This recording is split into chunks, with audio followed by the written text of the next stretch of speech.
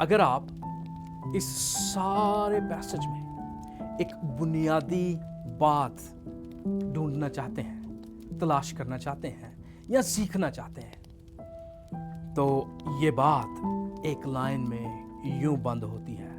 अगर हम अपनी जिंदगी में सोचते हैं कि हमारे पास फजल है, लेकिन इसमें यीशु नहीं, तो वो फजल ही नहीं। ये तमाम तर हिस्सा दरअसल एक ही लफ्ज फजल पर घूमता है।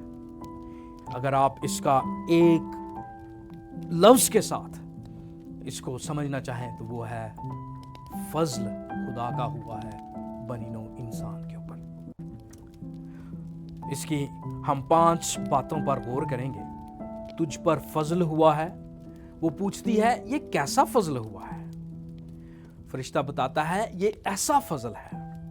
फिर वो फजल का सबूत देता है और फिर बात होती है एंड पे फजल खुदावंदी जो है वो हमें खुदा के खादम, उसके बंदे बनाता है। जब हम फजल को जान जाते हैं, जब हम फजल को पहन लेते हैं, जब हम फजल को समझ जाते हैं, तो वो और कोई काम नहीं करता बल्कि अपने आप को वो खुदावंद का कैदी मानता है, अपने आप को वो खुदावंद का गुलाम मानता है।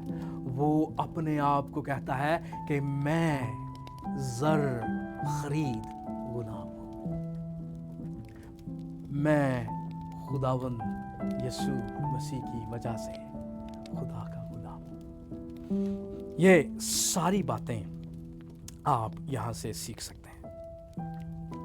असल फजल कोई एहसास नहीं, कोई इत्तेफाक नहीं। असल फजल यीशु की हजूरी है जो हमारी जिंदगियों में क्रिसमस पर दाखिल होती है।